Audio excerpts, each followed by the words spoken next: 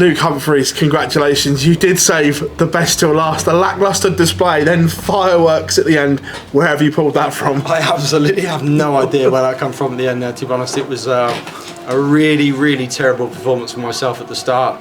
I guess this happens in darts. I'm not used to it, but I kind of, up there, it felt hard work. It didn't feel great. You know, in practice it was all perfect. You know, I don't feel bad or no injuries. It went up there and it was just really bad for myself. And the first leg sort of set the precedent of it was going to be that game. And you know, it's kind of hard to take because you feel like the last, I don't know, 20, 30 games I've been up on that stage, it's been really good. And then you go up there and you feel absolutely like rubbish. So yeah, it's really, really strange. But then obviously to go in at 9 dart when you feel like that is I don't even have the words to describe what happened there, because you can't take a leg out in 24 darts, then you go out and take one in 9. It's I guess everyone's going to be, what the hell happened there, and I still don't know myself.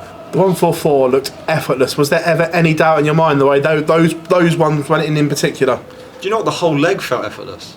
When I hit the 177, there was no like, it didn't feel hard work, and then the 180 felt good, and then as soon as the first treble goes in, when you know if you go 141, it's a lot harder because you have to swap and stuff. But the first dart was great, and obviously the second one followed it, and then double 12. Yeah, I kind of felt probably more relaxed from the fact that I weren't playing well. Usually when you hit a 9 dart, you're playing well and everything's going good, and it's very rare someone hits a 9 dart and they're not playing great. So yeah, I probably was more relaxed and from that fact, and yeah, everything felt smooth. It was a perfect 9 dart for myself. Can you take confidence from the 9 alone, let alone the win?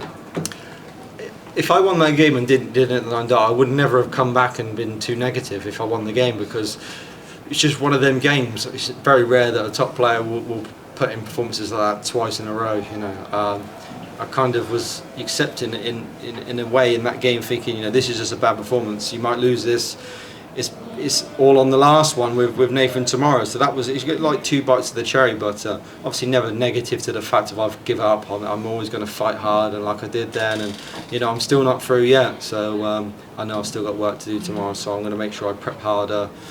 Maybe work harder tomorrow. I don't know. Just, you know what I'm like. I like to work hard and make sure that I'm in the best shape possible to get myself through in the group stage. Cheers, Luke. Congratulations. Thank you. Well done today, Luke. Amazing final leg. Do you have to view tomorrow's match or Tuesday's match, whenever it is, against Nathan as a little bit of a shootout? Yeah, of course. I want to win the game. I don't ever want to lose a game. You know, when I won, I think, the Grand Slam the first time, I won it by not losing a game. You don't want to lose a game and win a tournament. It don't feel the same. So, of course, tomorrow I'm going to be going out all out attack, want to win it. Of course, I don't know what the scenario is. It all depends what Michael does himself, to be honest. But yeah, I'm going all out attack to try and win as many legs as I can. And I know the scenario is going to be told to me, so I'm going to know. But yeah, I think for me, if Alex wins, I'm through anyway. But I'm not going to care about that. I want to win the group, and I want to do it in good fashion. And yeah, hopefully I can. No way you can avoid hearing those scenarios? You can't, because it just gets told to you. Yeah. You know, some people like pretend that they don't know the draws and stuff like that. It's like everybody knows. You cannot escape it. You know, everyone knows. If the only way I wouldn't know is if I didn't go on social media for 24 hours, and that is my Achilles heel. I'll be on it. So I'll know the scenario. But of course, if Alex beats Michael tomorrow, then there is no scenario. But yeah, like I said, even if Alex does win, I'm still going to be fighting to, you know, push Nathan and make him work hard to get them 2 points. Okay, well done, Luke. Thanks for your time. Thank you. Luke, it used to be the case that players got a bonus for hitting a 9 darter on TV. With the increased prize money next year, should that become a thing again? Yeah, let's make it $500,000 this year. The problem is, I think, because there's too many hit now, it's kind of hard. But it was fun in the days before that. It was very rare and it used to roll over, and yeah, I think I should bring it back, to be honest. I think a 9 dart is a great feat. You don't see it a lot on TV, maybe in the Premier League, but I know Luke hit one in the match play. I think I was the next since then. Yeah, I don't remember. Yeah, I don't remember in between that. So they aren't as often on TV. Maybe they should bring that, but I don't care about the money, to be honest. I'm just happy to win it. And the most important thing about it, obviously, I love it in 9 dart, but the most important thing was for the game. Better on my leg difference as well, which obviously gives me the even better chance tomorrow. You've shared big stages and Premier League stages with Michael Smith.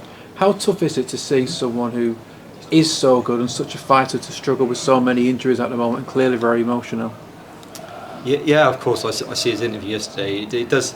You're not human if it don't play on your heartstrings a little bit, because Michael's a top guy. He's a lovely bloke. He don't deserve the things he goes through, but it's also important that he makes the right choices and does the right things to affect his lifestyle to make him the best player he physically can. And I think he practices a lot. He can work through this, and I know I do think that he's thrown okay. I think it's more confidence for himself now.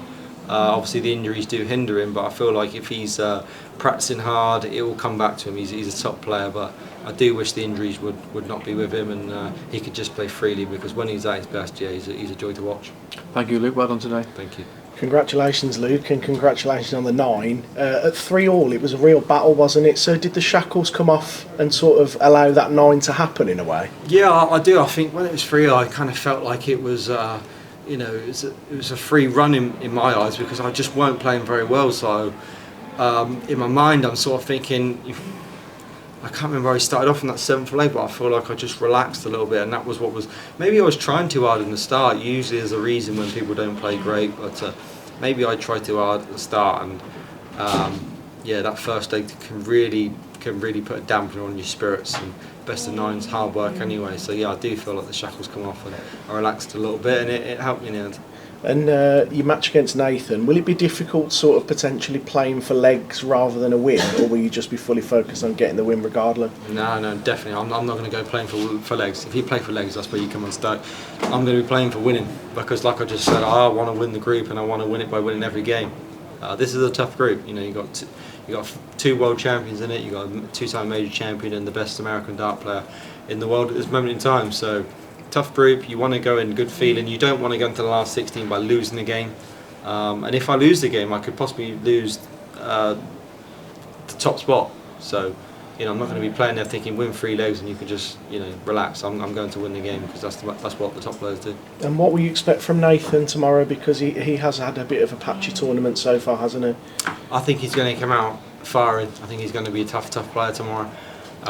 Nathan is best when his back's behind the wall, and I feel like tomorrow he's going to feel like it's be all and end all. You win this game, you're through. If you don't, you're gonna be out. So I think I kind of may have done him a favour by getting that job done 5-3, because if Michael doesn't beat Alex like 5-2, 5-3, I think he might only have to beat me. So it's up to him to come tomorrow and bring a big performance, but I fully expect it, because he's best when like I said, his back's against the wall. Thanks, Luke. Thank you. To change your